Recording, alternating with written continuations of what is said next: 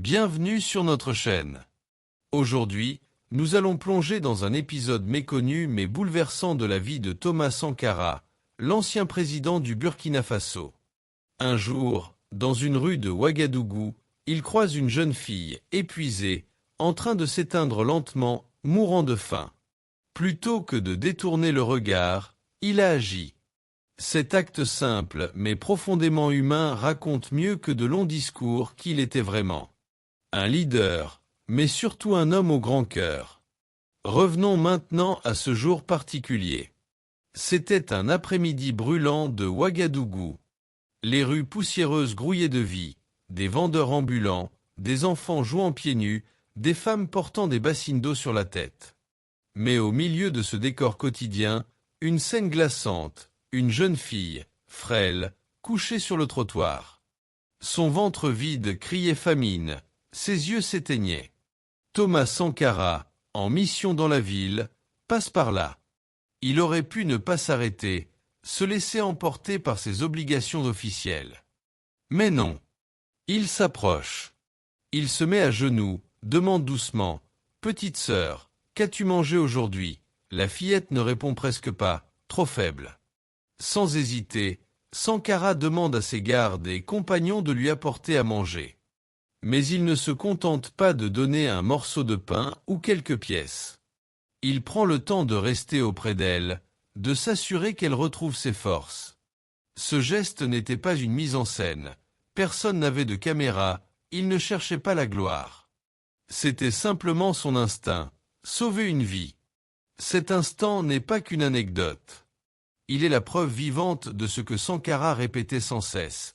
La vraie révolution se mesure à la manière dont nous traitons les plus vulnérables. En sauvant cette jeune fille, il ne faisait pas que donner de la nourriture. Il envoyait un message. Aucun enfant ne doit mourir de faim dans un pays riche de terre et de mains prêtes à travailler. C'est ce qui l'avait poussé à lancer d'immenses campagnes agricoles, à distribuer des terres aux paysans, à promouvoir l'autosuffisance alimentaire.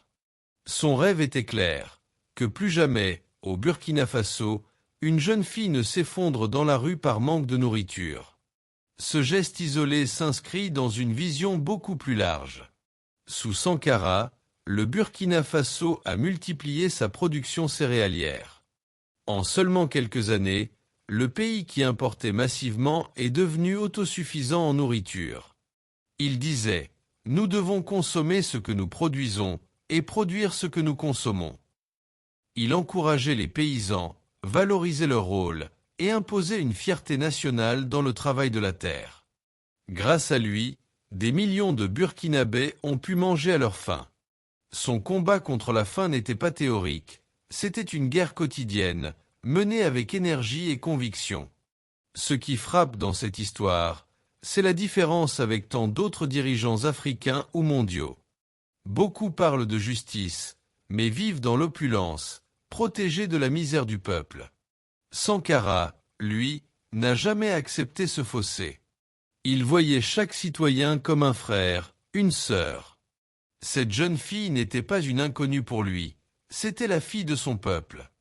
Aujourd'hui encore, des décennies après sa mort tragique en 1987, cette scène continue d'émouvoir ceux qui l'ont racontée.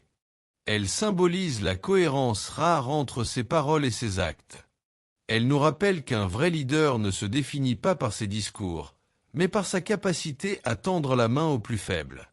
Cette jeune fille, sauvée dans la rue, est l'image de tous les Burkinabés que Sankara voulait relever. Elle est aussi le miroir de l'Afrique qu'il rêvait de nourrir, de libérer et de rendre fière. L'histoire de Thomas Sankara sauvant une enfant mourant de faim n'est pas une simple anecdote. C'est une leçon. Une invitation à chacun de nous, ne jamais détourner le regard devant la souffrance. Agir, même si c'est par un geste simple. Sankara nous rappelle que la grandeur d'un homme ne réside pas dans les honneurs, mais dans la compassion. Si son passage à la tête du Burkina Faso fut court, ses actions, elles, continue d'inspirer. Alors souvenons-nous, un jour, dans une rue de Ouagadougou, un président s'est agenouillé devant une enfant affamée. Et dans ce geste humble, il a gravé son nom pour toujours dans l'histoire des cœurs. Si cette histoire vous a touché, n'oubliez pas de liker la vidéo, de vous abonner pour découvrir d'autres récits inspirants de Thomas Sankara et de partager cette vidéo autour de vous. Parce que ces idéaux vivent à travers nous.